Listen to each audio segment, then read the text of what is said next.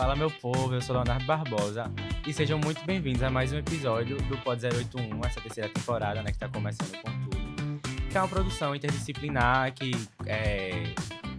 realizado por alunos dos cursos de comunicação, gestão, marketing e afins. Bom, eu sou Giovana Tomé e hoje a gente vai tratar de um assunto muito importante, tanto para a vida, mas hoje vamos tratar sobre o ambiente corporativo, que vai ser sobre a saúde mental no ambiente de trabalho. No nosso bate-papo de hoje a gente trouxe a psicóloga Gabriela Araújo, mas vamos deixar ela se apresentar, né? Mas antes dela se apresentar, se você não é inscrito, se você não conhece nosso projeto, se inscreve aqui, segue a gente em todas as redes também, né? Estamos aí em todas as redes. E é isso, seja muito bem-vindo ao nosso projeto, Gabi, nosso Pod 081. Obrigada, gente. Obrigada pelo convite. Tô adorando. Pronto, agora você pode se apresentar mais um pouquinho para o público também te conhecer e aí depois a gente começa as nossas perguntas. Legal, massa. Então, eu sou Gabriela Araújo, sou psicóloga, estou formada tem um pouco mais de um ano. Na minha abordagem é pela psicanálise. Já trabalhei em vários lugares, eu sou bem diversa, assim, mas eu gosto muito da área social, de trabalhar com o que tem mais diverso na psicologia. Achei bem interessante quando vocês me convidaram para falar sobre o trabalho, porque é uma área assim que particularmente eu não atuei, mas tenho tanto interesse, acho muito interessante. Então acho que vai ser legal a gente conversar sobre isso hoje. Bom, e para dar início à nossa conversa, a gente gostaria de entender melhor sobre a importância de promover a saúde no trabalho, a saúde mental no ambiente de trabalho. De que forma isso pode impactar positivamente para os colaboradores e também para quem está trabalhando realmente? Bom, acredito que o ponto mais importante é o foco no trabalhador, né? Se a gente está falando de saúde mental no trabalho, então a gente está falando do trabalhador e da qualidade do serviço que ele está oferecendo e da qualidade de vida dele ali dentro da empresa. Então, por exemplo, se a gente fala de um local de trabalho em que o trabalhador não se sente confortável para ir, porque ele está ali cotidianamente, ele está ali no mínimo 6 horas, 8 horas por dia. Então, se a gente fala de um ambiente que ele não se sente confortável, a gente já tem um trabalho que está prejudicado. A gente já tem um sujeito que não está se sentindo, vamos dizer assim, pleno nas suas condições, não está se sentindo capaz de realizar e de desenvolver aquele trabalho para aquela empresa. Então, ele não vai se sentir satisfeito, né? Muito provavelmente vão vir as queixas em relação ao bem-estar do sujeito, que vai acabar impactando na qualidade do trabalho, que vai acabar impactando no relacionamento e no ambiente corporativo como um todo. E tendo conhecimento dessa importância, né? De que forma a empresa pode auxiliar os colaboradores nessa questão de como identificar sinais que não está bem e como também oferecer ajuda a essas pessoas. Veja, acredito que um ponto muito importante que começa a surgir não só quando a gente fala de questões psíquicas e adoecimento psíquico no trabalho, mas também de adoecimento como um todo, são as faltas, né? Os atrasos que geralmente acontecem, né? Quando uma pessoa está se sentindo adoecida, ela tende a não estar tão engajada no processo, porque está em um processo de sofrimento também. Então, pode acontecer de muitas vezes esse colaborador vir a faltar, né? Esse trabalhador vir a faltar, chegar atrasado, porque está com questões, ou porque realmente, às vezes, não conseguiu, né? Por questões de, não estou me sentindo bem para ir hoje, e aí acaba faltando. Acho que, da parte da empresa, seria justo e seria interessante prestar atenção nas relações, né, que o trabalhador vai desenvolver ali dentro, porque esse é um ponto muito importante para a gente começar a perceber como é que está a qualidade desse trabalho, porque as relações elas vão dizer muito. Por exemplo, inclusive não só no mundo do trabalho, mas até mesmo numa faculdade. O ponto mais importante para o aluno, o estudante permanecer, são as relações que ele cria. Ele pode estar lá porque é o curso dele, enfim. Mas ali as relações que ele cria vai dizer dele ali naquele processo, naquele dia a dia. Quando ele sair também, vai dizer com quem ele vai se misturar, como é que ele vai lidar com isso depois. Com o trabalhador não é diferente, entende? O processo de trabalho, muitas vezes, é cansativo, né? Para estar ali cotidianamente, 6 horas por dia, 8 horas por dia, 5 dias na semana. Então, as relações, elas vão ser o ponto mais efetivo, assim, de se observar. Como é que esse trabalhador está lidando, como é que as relações estão fluindo, está tendo uma colaboração entre eles. Se não, isso começa a aparecer normalmente nos resultados, vamos dizer assim. Sim. Sabe? Que aquela equipe vai apresentar, por exemplo. Esses resultados, eles também podem afetar não só essa questão de faltas, engajamento, mas, por exemplo, a qualidade do trabalho que está sendo apresentado também. Tipo assim, a pessoa, ela fazia o trabalho dela muito bem e aí começa a perceber uma perca dessa qualidade, isso também é um sinal?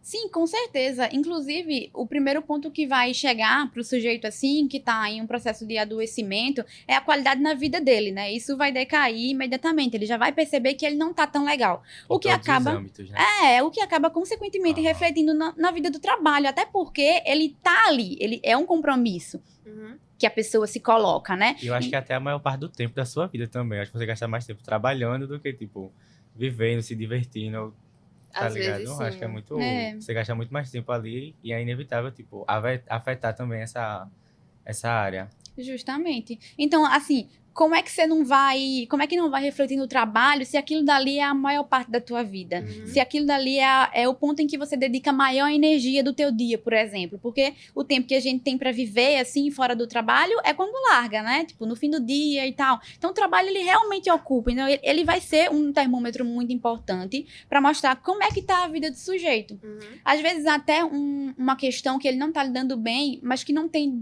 diretamente a ver com o trabalho. Por exemplo, uma vida afetiva, uma vida relacional, que tá tendo questões ali, dificuldade, Uhum. reflete imediatamente no processo que ele tá ali vivendo, nas relações que ele tá construindo também. Então, assim, não acredito que seja difícil de perceber, sabe? Se você tá prestando atenção no seu trabalhador, se você tá prestando atenção no ambiente que você tá criando para envolver ali aquele processo. Sim. Você acha que desculpa, Leon, não sei o que falar. Essa inserção de, às vezes, trazerem psicólogas para o ambiente de trabalho, que eu acho que pode funcionar, não sei, no RH, que são os recursos Sim. humanos, assim. Isso tem crescido mais ultimamente, já que isso tem sido um assunto mais demandado, mais comentado, que é a relação da saúde mental.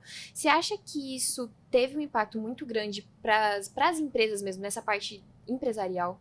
Teve, com certeza. Hoje em dia é muito mais requisitado psicólogos na equipe do RH. Eu vejo ainda de uma forma insatisfatória, sabe? Eu acredito que poderia ter um maior engajamento do psicólogo ali, atuante mesmo. Porque o que acontece em muitas empresas atualmente é do psicólogo chegar ali para fazer basicamente o processo de seleção e recrutamento. E aí depois ele sai de cena. Até porque muitas vezes hoje o psicólogo que entra numa empresa, ele é terceirizado. Então os serviços dele são contratados pontualmente ali para fazer a seleção, para fazer o recrutamento por causa dos testes e tal, verificar a habilidade, se o colaborador realmente tem habilidade para aquela carga que está sendo requisitada ou não. E aí, no momento em que essa seleção não está ocorrendo, o psicólogo é dispensado. Então, isso, no meu ponto de vista, poderia melhorar, entende? A gente poderia ter um psicólogo, uma equipe, assim, que pudesse falar mais abertamente de saúde mental cotidianamente para os trabalhadores. Né? Porque esse é um ponto que é abordado uma vez no ano, assim, 2 vezes no ano, quando a gente tem o Janeiro Branco, por exemplo, que a gente fala de saúde mental. Então, aí pode ser que haja uma comunicação, mas fora disso é difícil. Então, às vezes ocorre um processo de sofrimento, né, que o trabalhador está passando, mas aquilo dali dentro da empresa nem é falado. Então, não há o reconhecimento de que aquilo ali é um sofrimento, e que é justo e que é válido, E sabe? muitas vezes eu nem percebi também. Tipo assim, tá mal, beleza, mas tu tem que entregar 30 planilhas no dia, tá ligado? Sendo que vai ter uma vida por trás que, se não tá bem, vai refletir em todos os âmbitos. Exatamente. É inevitável isso. Uma coisa puxa a outra, né? Porque, tipo, o sujeito, ele não tá dissociado do trabalho. Então, não é uma máquina que ele acorda 8 da manhã até 6 da noite e eu tenho que estar lá e, inevitavelmente, eu tenho que estar lá. Tipo, às vezes não é possível, né? Porque não é possível estar lá inteiramente, vamos dizer assim, né? Pronto pro trabalho, 100%, hoje vou dar o meu máximo. Tem dia que não rola, né? Então, não tem como dissociar uma coisa da outra, tá tudo junto. E assim, como é que... Eu acho que é mais questão de dica mesmo.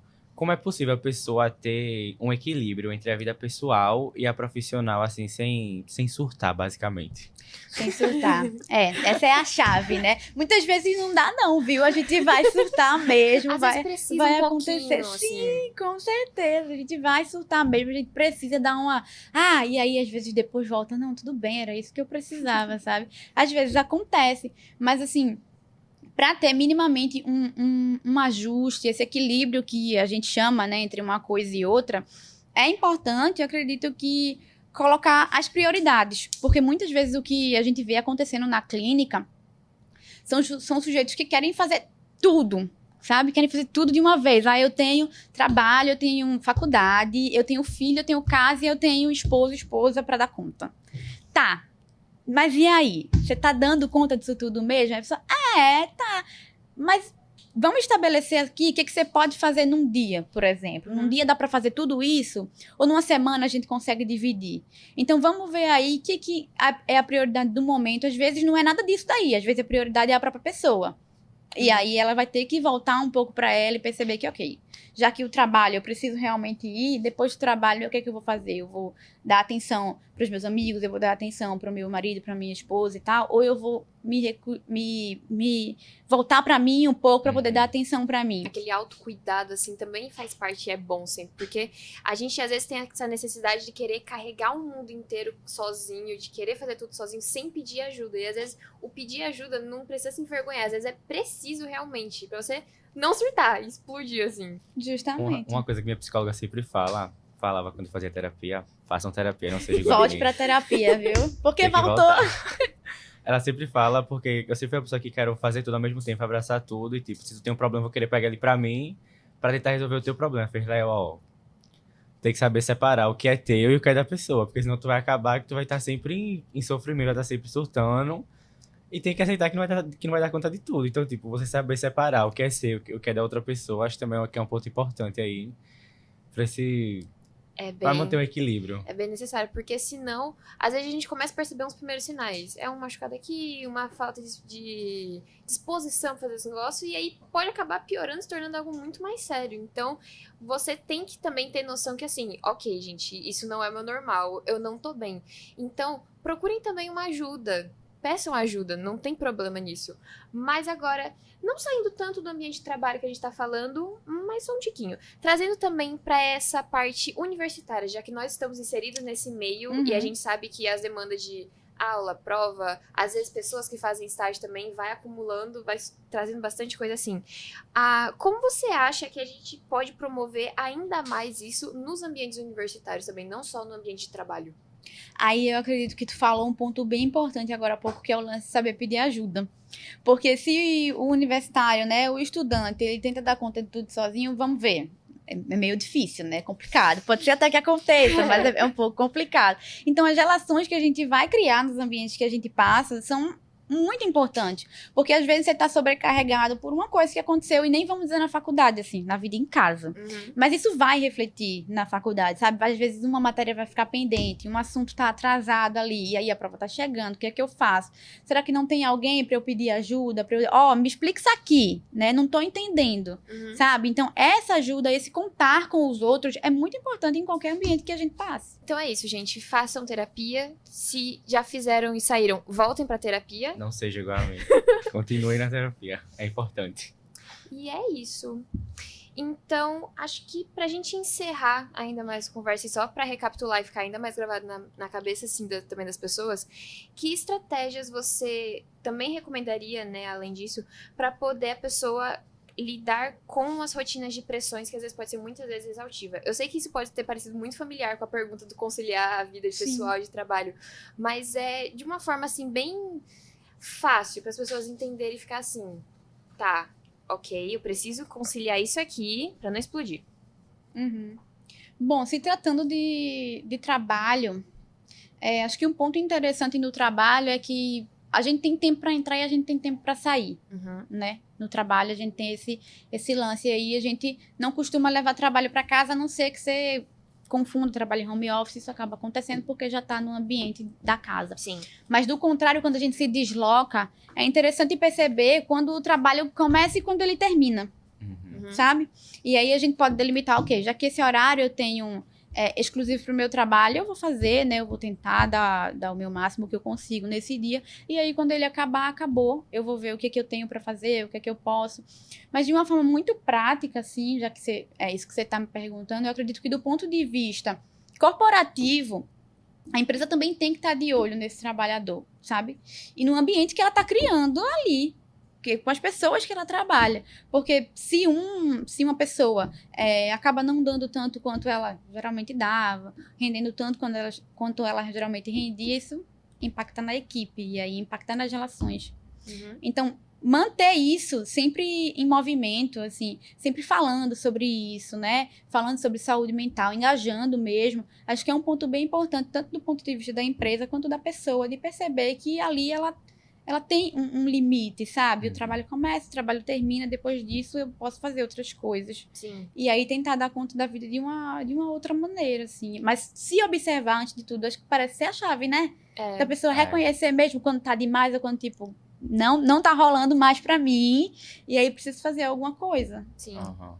E também, é só essa questão do home, eu acho que é muito mais difícil a empresa ficar de olho quando é home office, né? Porque você não tem a interação com a pessoa, tipo, é Diretamente, ali uma sim. mensagem, beleza. Ou então, no máximo, uma reunião por câmera. Sendo que, tipo, uma reunião por câmera que dura 30 minutos, não é você ver a pessoa durante todo o horário de trabalho. Exatamente. Então, acho que fica muito mais difícil também das empresas identificarem nessa questão por causa do home, né?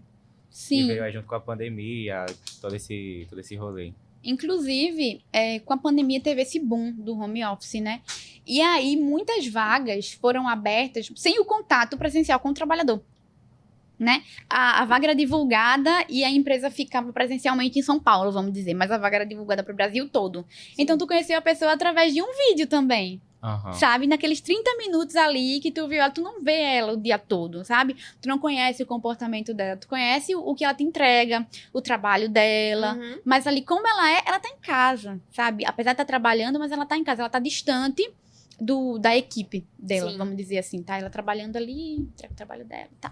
E aí fica um pouco mais difícil de você prestar atenção, mas também não acredito que seja algo impossível de se noticiar, entendeu? Se aquela equipe de RH, aquela equipe ali, estiver atenta ao sujeito mesmo, para além do trabalho e para além do que é entregue, né? Então é isso, galera. Eu gostaria de agradecer a Gabi, que aceitou nosso convite assim meio de última hora, mas aceitou, esteve aqui, se fez presente e foi muito importante ter esse papo com vocês. E jogar aí pro mundo que é importante cuidar da saúde mental, tá? Principalmente no ambiente corporativo. Exatamente. Cuidem da saúde mental de vocês, também bebam água, tá? Faz bem pro rim. É isso.